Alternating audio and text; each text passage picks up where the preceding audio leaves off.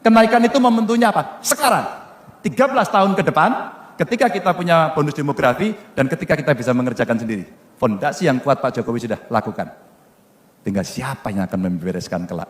Ada banyak negara yang drop, Jepang akan turun posisinya dari ranking 3, diprediksi ke-6, bahkan diprediksi ke-12. Negara maju. Perubahan global kira-kira sudah diramalkan oleh mereka yang memang punya expert di situ. Lanjut. Maka ini yang mesti kita dorong. Dan sektor-sektor unggul, mulai demokrasi dan demokratisasi yang kita makin baik. Makasih Kang Bima. Pesan politiknya dapat. Tentu saya hadir sebagai gubernur di sini.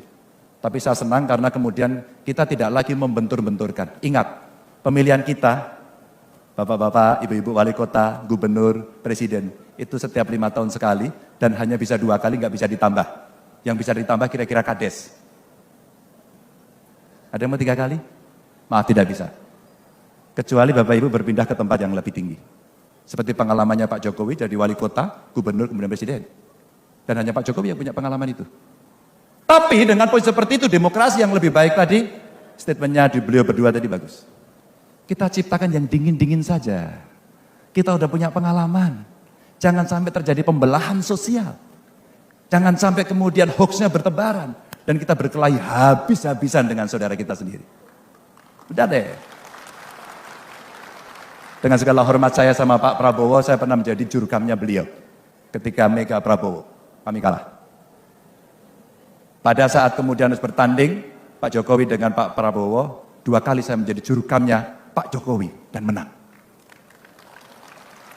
Dan kami berkomunikasi sampai dengan hari ini baik-baik saja, maka di Kebumen foto kami bertiga tersebar dan kami bercanda. Bahkan videonya Pak Prabowo ngangkat tangan saya dan kami bercanda. Dengan Mas Anies, teman saya saat kuliah. Kami berteman lama sekali. Maka kalau ledek-ledekan, kita ledek-ledekan gaya mahasiswa waktu di UGM dulu. Asik-asik aja kan? Dan waktu naik haji kemarin kami bareng-bareng satu hotel, tiap hari makan sarapan bareng, kita bercanda tadi. Apa yang mau kita sakiti dari kawan-kawan kita? Apakah yang sakit nanti tidak masyarakatnya? Tidak bangsa dan negaranya. Padahal tantangannya demokratisasi, transformasi digital yang belum tuntas, kecepatan infrastruktur teknologi informasi kita masih sangat lambat, dan kemudian di remote area belum bisa mengakses, sementara anak-anak muda yang tadi Kang Bima kumpulkan tadi, dia butuh itu untuk dia bisa mengembangkan seluruh potensinya. Apakah tidak itu yang lebih baik kita pikir? Karena kontestasi 5 tahunan itu adalah loyalitas 5 tahunan. Besok kita akan berjumpa lagi atau kita akan lawan lagi. Apa yang terjadi? Pak Prabowo dan Mas Sandi ikut dalam pemerintahannya Pak Jokowi, dan kita harusnya berpikir itulah damai. Itulah peace, itulah kita mesti membangun yang ada. Kalimantan Timur, terima kasih. Bagaimana mengelolanya? Saya kira kebijakan fiskal yang pernah diterapkan kepada Kalimantan Timur dan DKI Jakarta, 2 yang punya kemampuan fiskal tinggi, sudah dimulai. Maka kenapa kok Pak Presiden memindahkan ibu kotanya ke wilayah Kalimantan?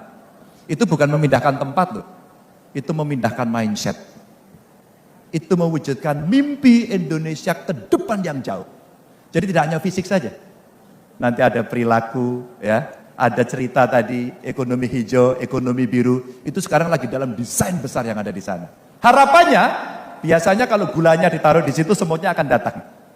Maka kemudian, apa yang diusulkan tadi, bagaimana kemudian Kalimantan dikelola? Pak, saatnya kemudian kita berbicara.